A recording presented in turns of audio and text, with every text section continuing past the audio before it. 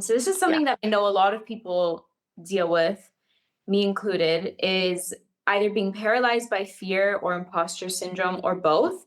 So what advice would you give to someone who wants to pivot careers, but they're paralyzed by fear or imposter syndrome? Yeah.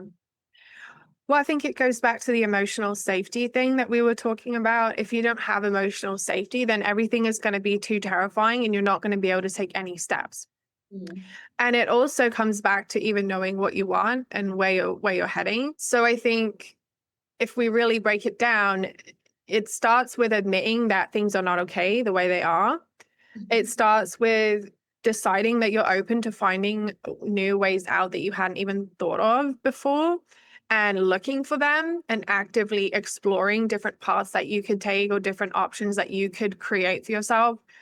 And then it's doing the inner work to create that sense of safety so that even when the world, like the external environment, feels unstable, you're stable in yourself so you can navigate that. And we Mhm. sort of touched on this a little bit when we talked before about the digital nomadism, where you're you regardless of where you are in the world. And Right. that emotional safety comes with you wherever you are. And your business comes with you wherever you are if it's a remote business. And so that's really the most important thing we can do is that creating that emotional safety and letting go of all that baggage and all that stuff that we were hanging on to, emptying out the backpack and allowing ourselves to explore and want the things that we want. Because a lot of the time we do know what we want, but we're afraid to admit that because then we're like, oh, what happens next?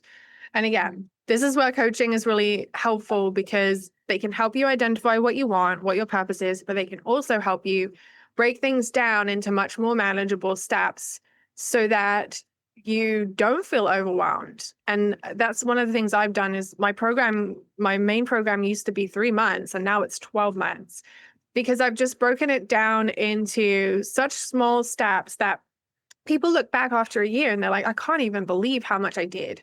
I just, Mhm. I, it blows my mind. I'm like, yeah, because I could see that vision for you and I could guide you along that path, but you didn't need to see it. You just needed to trust that this was good for you and that if you did the work, you were going to be happy, successful, fulfilled, whatever. And so I think part of it as well is letting our guard down and learning to trust just one or two people who really do understand us and see the potential that we have. Because there are a lot of coaches and people out there who really just want to make money and they just don't genuinely care about the results that people get. Mhm. And if anything, it just gives them more work because then people have more problems to solve and that they create more of a codependency than they do actually empowering the person. So I think as well, you have to be very particular about who you let in. If you need to test the waters with them, if you need it to be a personal referral, whatever you need to do, be picky about who that is because there are a lot of people out there who don't genuinely help and they Mhm. say that they do. And this is why coaching can have a bad rap as well. Right, of course. It's the oh, I have so many thoughts about that, but having someone that tells you or that believes in you and that sees the vision is so much more powerful than I had ever thought. And this happened to me about like a couple weeks ago. I had been wanting to come out with a course for over a year, let's say. I was like, I know I have something to offer. I'm going to figure it out, whatever. And I have done courses about doing courses, but I was so paralyzed by the fear that I kept just like stuck in the planning phase, let's say. And also with the mix of imposter syndrome in there too, and I've had a lot of shifts along the way, which is why now things are moving, and that's why I'm so interested in what you do because I see myself in so much of it. But the other day, I was on the phone with my mom, who she's a coach in her own way as well, and she had told me she was like, when I get there, she's coming to see me in Madrid tomorrow. She was like, when I get there, we're gonna work through whatever blocks it is that you have because you are going to be so big and you have so much to offer and like you're capping yourself right now.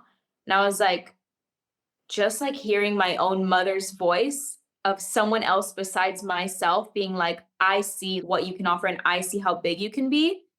It was just like a huge shift. I know she's gonna listen and she's gonna she's gonna text me after to this, but I kind of just undermined that power of someone else seeing what you see.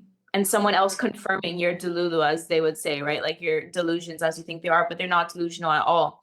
And not everyone Mm, has a mom who's going to call them and tell them that out of nowhere. Sometimes you can go find a coach, a good coach who's going to believe in it with you and help you every step of the way. So it's so much mm. more powerful than people think. And we don't have to do everything on our own at all.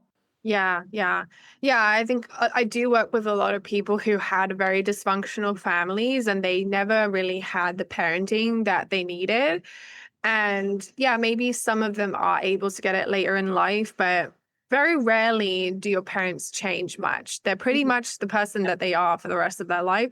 And so we get to a point where we just give up on the fact that, okay, this is the relationship that it's ever going to be, like maybe I can invest some time or whatever, but I'm not going to change them and they're not going to change me. So this is what I'm working with. And in the majority of cases, your parent is not the best person to be coaching you.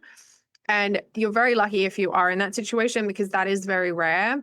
And so, even being able to trust someone else to bring them in to know all your deepest, darkest secrets and really go there with them, that's hard. And I've definitely worked with people who have had their walls up for the first month or two working with me. And it's sort of we're doing all the surface level stuff. But then I'm kind of like, isn't there something more going on here? Like I'm asking them, like, did you get lied to a lot when you were growing up? Did you get betrayed? Were you told that your opinion doesn't matter? Like I can sort of sense that I can tell what's in the backpack before we've even really looked in there because I see all the signs and I've been through a lot of it myself. So I think the biggest thing that coaching does is it just gives you a new perspective on all the same stuff that you haven't really looked at yet.